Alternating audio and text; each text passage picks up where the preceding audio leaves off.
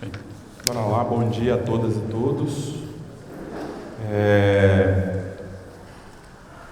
Minha fala acho que não traz nenhum elemento muito novo, né? Acho que é uma fala de refletir um pouco esse processo histórico que vem ocorrendo com os adolescentes autores de ato infracional. Acho muito importante que a gente possa resgatar um pouco a história do que tem sido essa instituição, FEBEM, Casa de Correição, Promenor, Fundação Casa, né? Tudo é a mudança de nome com as mesmas práticas, né? Que se repetem, se renovam, se sofisticam, né? E que, na verdade, não garante em absoluto os direitos da criança e do adolescente, dos adolescentes principalmente, né? Eu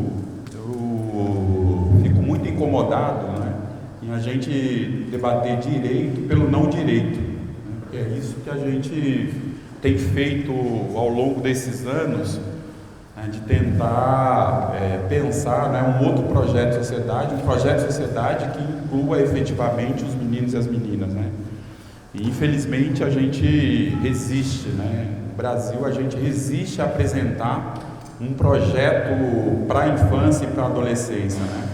O Estatuto da Criança e Adolescente, que poderia ser essa legislação a promover os direitos da criança e adolescente, ela não é, efetivamente, ela não faz, né? Ela, na verdade, é extremamente violadora dos direitos das crianças e dos adolescentes, né? Por toda a estrutura do sistema de justiça ou pelos órgãos criados pelo Estatuto da Criança e Adolescente, né? Os conselhos de direitos da criança e adolescente, os conselhos tutelares, enfim, não existe um processo de afirmação de direitos, né? Aí a gente achava que a partir da Constituição de 88 a gente, na verdade, iria avançar nos direitos. E, na verdade, o que a gente tem que tem acontecido nos últimos tempos é que a gente tem retrocedido nos direitos dos meninos e meninas. Acho que tem um aspecto que a Adriana vai tratar melhor, muito melhor do que eu, que é essa conjuntura do capital que tem levado a esse processo cada vez mais acelerado de violação dos direitos dos meninos e das meninas, né? Todo o metabolismo, toda a necessidade, todo o processo de encarceramento que tem ocorrido, tanto contra os meninos e meninas e contra os adultos, que é algo terrível que a gente tem vivido nesses últimos tempos, né? Esses dias eu estava relendo, né, um livro que eu li há muitos anos atrás, na década de 80, que é A Queda para o Alto, da Heather. Você pega lá do Heather, né? Pega lá todos os elementos, né, que estavam colocados na década de 70 contra as meninas encarceradas, você tem hoje muito mais aprofundado, né, colocado no cotidiano dos meninos e das meninas. E aí eu lembrei de uma coisa muito importante, né, que na década de 70 teve uma CPI para fazer o levantamento das denúncias que aconteciam nas instituições totais, né? E aquela época o presidente, na ocasião, se eu não me engano era 74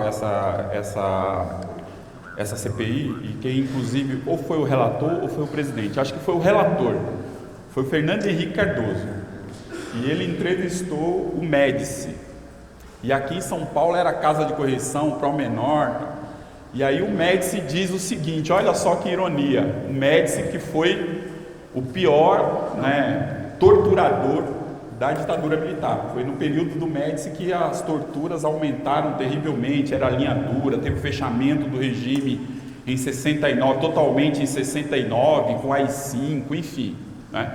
O Médici dizia o seguinte, né, casa de correição não é casa, não é lugar para ninguém, lugar de criança e adolescente é na escola, é na família, né, na comunidade. Olha, vejam só que ironia, né? Estou dizendo isso para dizer que, né, ele se referia ao estado de São Paulo. Eu estou falando isso porque, né, o estado de São Paulo, ele é reiteradamente um estado infrator, reiteradamente, né? E nenhum governante foi responsabilizado pelos crimes que os governantes têm cometido, né? Só para vocês terem uma ideia, o Plano Nacional do Bem-Estar do Menor, né, que estabelece a Funabens e as FEBEMs, é de 1964, 65, se eu não me engano. E naquele momento já deveria ser constituído, né, mudado, né, a orientação do atendimento para os adolescentes, que não era lá grandes mudanças, mas era uma mudança, né, e uma mudança num regime fechado, declaradamente fechado, né, que a gente não vive num regime aberto, a gente vive num regime mascarado que é aberto. Então foi em 64, foi 65, 64 para 65.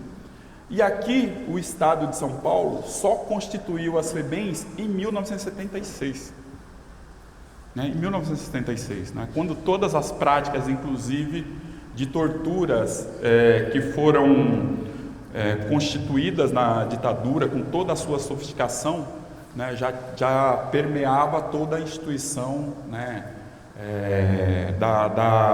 do Promenor, né, e o que veio ser a famigerada FEBEM, né?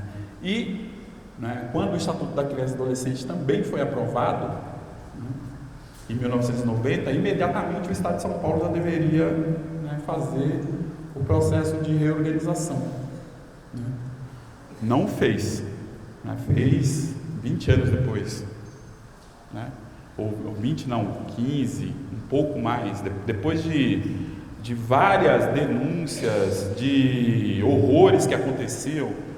Na década de 80, na década de 90, a gente tinha várias, o mundo estava muito de olho no Brasil, estava muito de olho por conta da aprovação do Estatuto, que é a primeira lei que acolhe a Convenção Internacional dos Direitos da Criança e do Adolescente, e o mundo não conseguia, olhava para o Brasil e falava, o que é isso, né? O que está acontecendo, né? Tem uma lei que é a mais avançada do mundo no trato com criança e adolescente, e a prática tem sido outra prática. Então, os relatores de direitos humanos da ONU para a tortura, enfim, de diversos setores, vinham aqui e ficavam horrorizados, né? Saíam aqui e davam declarações que repercutiam mundialmente, né? Que a FEBEM são campos de concentração, enfim, depois de muita pressão, depois inclusive, né, da Corte Interamericana, né, punir o Brasil, mandando recomendações, é que o Estado de São Paulo resolveu dizer que acolhia o Estatuto da Criança e Adolescente, que não acolheu coisíssima nenhuma, né?